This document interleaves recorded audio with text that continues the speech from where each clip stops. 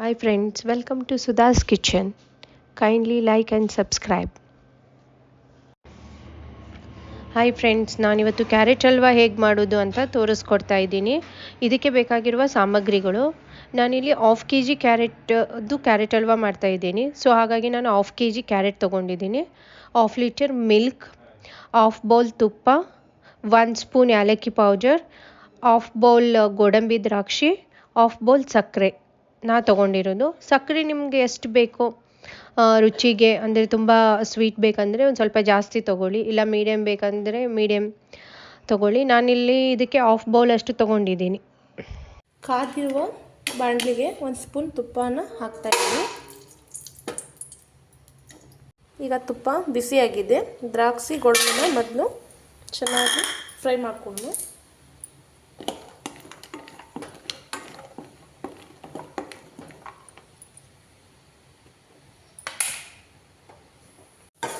ಈಗ ದ್ರಾಕ್ಷಿ ಗೋಡಂಬಿ ಫ್ರೈ ಆಗಿದೆ. ಇದನ್ನ ಒಂದು ಬೌಲಿಗೆ ತೆಗಿತಾ ಇದ್ದೀನಿ.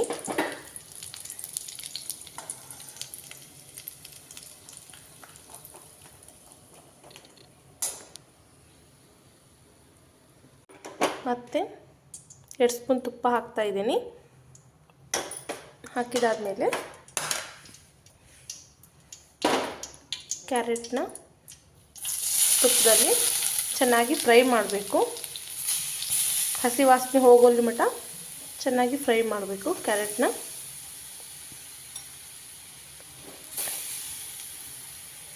ಈಗ ಕ್ಯಾರೆಟ್ ಸಾಫ್ಟಾಗಿ ಫ್ರೈ ಆಗಿದೆ. ಅದಕ್ಕೆ ನಾನು ಅರ್ಧ ಲೀಟ್ರ್ ಹಾಲನ್ನ ಹಾಕ್ತಾ ಇದ್ದೀನಿ.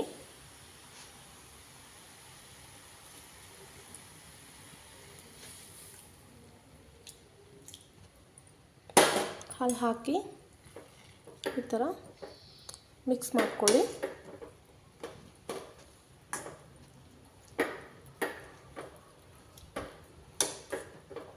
ಮಿಕ್ಸ್ ಮಾಡ್ಕೊಂಡಾದ್ಮೇಲೆ ಒಂದು ಮುಚ್ಚಳನ ಮುಚ್ಚಿ ಒಂದು 10 ನಿಮಿಷ ಸ್ಲೋ ಉರಿಯಲ್ಲಿ ಬೇಯಲು ಬಿಡಿ. ನೋಡಿ, ಈಗ ಕ್ಯಾರೆಟು ಹಾಲಿನಲ್ಲಿ ಚೆನ್ನಾಗಿ ಬೆಂದಿದೆ. ಅದಕ್ಕೆ ನಾನು 1 ಬೌಲ್ ಸಕ್ಕರೆ ಹಾಕ್ತಾ ಇದ್ದೀನಿ. ನಿಮಗೆ ಎಷ್ಟು ಬೇಕಷ್ಟು ನೋಡಿಕೊಂಡು ಹಾಕ್ಕೊಳ್ಳಿ. ಹಾಕಿ ಮತ್ತೆ ತಿರುಗಾಡಿಸ್ಬೇಕು. ಈ ಥರ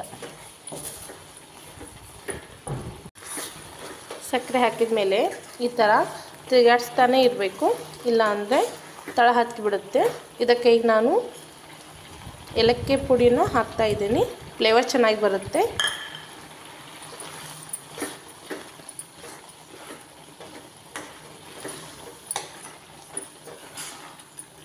ಈ ಥರ ತಿರುಗಾಡಿಸ್ತಾನೇ ಇರಬೇಕು.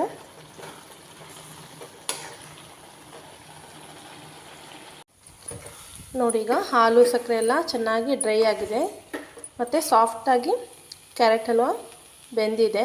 ಅದಕ್ಕೆ ನಾನು ದ್ರಾಕ್ಷಿ ಗೋಡಂಬಿನ ಹಾಕ್ತಾ ಇದ್ದೀನಿ. ಹಾಕಿ ಮತ್ತೆ ಮಿಕ್ಸ್ ಮಾಡ್ಕೊತಾ ಇದ್ದೀನಿ.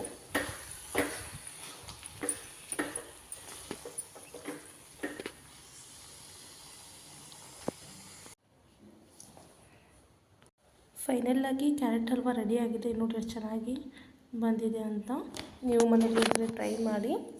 ಮನೇಲಿ ಎಲ್ರಿಗೂ ಇಷ್ಟ ಆಗುತ್ತೆ. Thank you. ಪ್ಲೀಸ್ ಸಬ್ಸ್ಕ್ರೈಬ್ ಮಾಡಿ ಚಾನಲ್ನ.